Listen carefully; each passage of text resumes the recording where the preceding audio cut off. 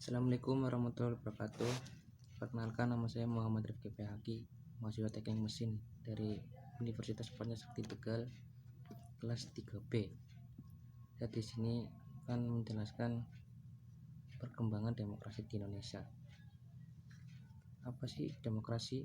Demokrasi berasal dari kata Yunani, yaitu demos, yang berarti rakyat, dan kratos atau kraten, yang berarti kekuasaan. Konsep dasar demokrasi berarti rakyat berkuasa. Rakyat berkuasa itu rakyat memilih dan bisa memberhentikan yang dipilih jika keinginannya tidak dipenuhi.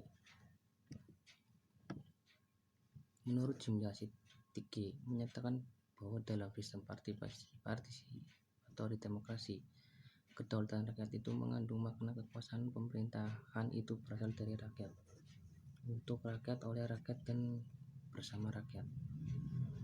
Dalam demokrasi, tidak dibenarkan adanya keputusan politik dari pejabat yang dapat merugikan hak-hak rakyat, apalagi kebijakan yang bertujuan untuk menindas rakyat demi kepentingan penguasa.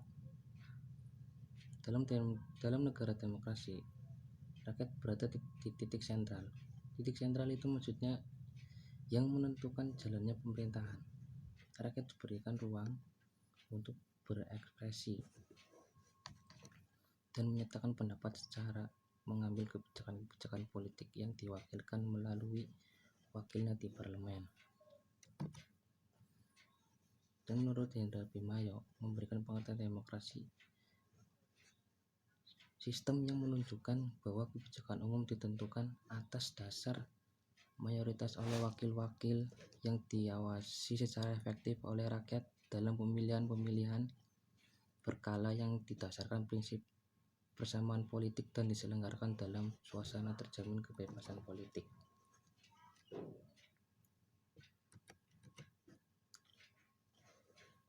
Sejarah dan perkembangan demokrasi semua lahir dari pemikiran mengenai hubungan negara dan hukum di Yunani kuno, dipraktikkan dalam hidup bernegara antara abad ke-14 sebelum Masehi sampai ke abad 6 Masehi. Demokrasi yang dilakukan pada waktu itu ialah demokrasi langsung, yaitu warga langsung terlibat dalam keputusan hal tersebut. Karena pada waktu itu negara masih sangat sederhana, hanya berbentuk negara kota yang pendudukannya hanya lebih kurang dari 800.000 jiwa. Selain itu, ketentuan dua demokrasi hanyalah berlaku bagi warga negara yang resmi dan hanya sebagian kecil seluruh penduduk. Dan gagasan demokrasi lenyap setelah bangsa Romawi dikalahkan oleh suku Barat. Masyarakat Eropa Barat pada abad pertengahan 600 sampai 1400 Masehi disisirkan oleh struktur sosial yang feodal. Kehidupan sosial dan spiritualnya dikuasai oleh paus dan pejabat-pejabat agamanya, sedangkan kehidupan politiknya ditandai oleh perebutan kekuasaan di antara para bangsawan. Pada abad pertengahan lahir dokumen Magna Carta, piagam besar, yaitu perjanjian antara beberapa bangsawan dengan Raja John Inggris, bahwa raja mengakui dan menjamin beberapa hak dan privilege, dan bahwasanya sebagai imbalan ialah menyerahkan dana bagi keperluan perang dan lain. Magna Carta itu memiliki dua prinsip, yaitu kekuasaan raja harus dibatasi dan HAM lebih penting daripada kedaulatan raja. Itu Magna Carta.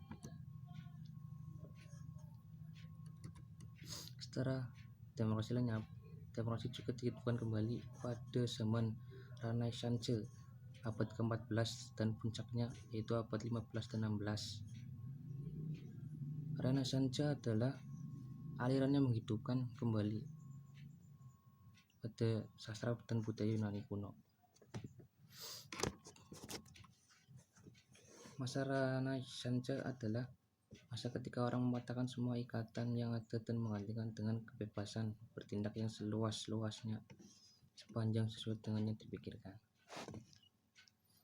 Peristiwa lainnya yang mendorong timbulnya demokrasi adalah reformasi dan revolusi agama yang terjadi di Eropa pada abad ke-16, yang pada mulanya menunjukkan sebagai pergerakan perbaikan dalam gereja Katolik, tetapi kemudian berkembang menjadi asas-asas Protestanisme.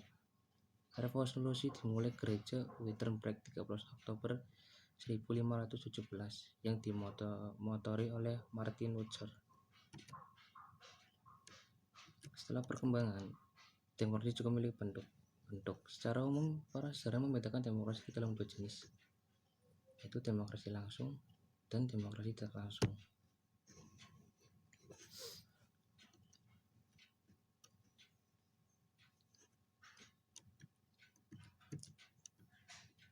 Perkembangan demokrasi Indonesia. Perkembangan di Indonesia dapat dibagi dalam 4 periode. Periode 1945 sampai 1959. Masa demokrasi parlementer yang menonjolkan peranan parlemen secara partai-partai. Dan periode 1959 sampai 1965. Masa demokrasi terpimpinnya dalam banyak aspek telah menyimpang dari demokrasi konstitusional dan lebih menampilkan dominasi presiden dan terbatasnya peran partai politik serta peran ABRI sebagai unsur sosial politik semakin meluas.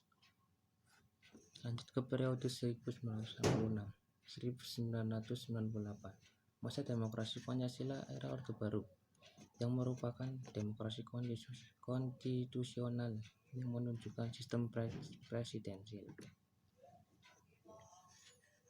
Periode 1999 itu sekarang masih demokrasi Pancasila, demokrasi konstitusional era reformasi dengan berakar pada kekuatan multipartai yang berusaha mengembalikan perkembangan kekuatan antara lembaga negara, antara eksekutif, legislatif, yudisial.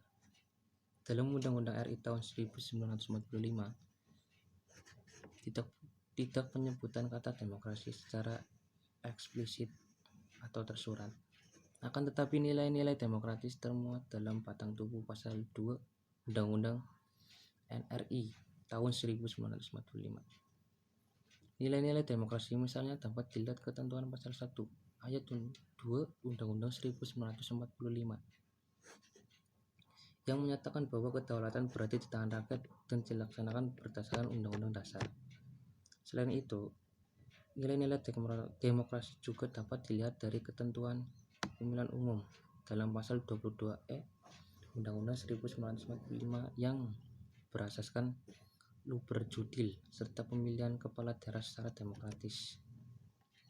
Secara umum, di dalam sistem pemerintahan yang demokratis senantiasa mengandung unsur-unsur yang paling penting dan mendasar.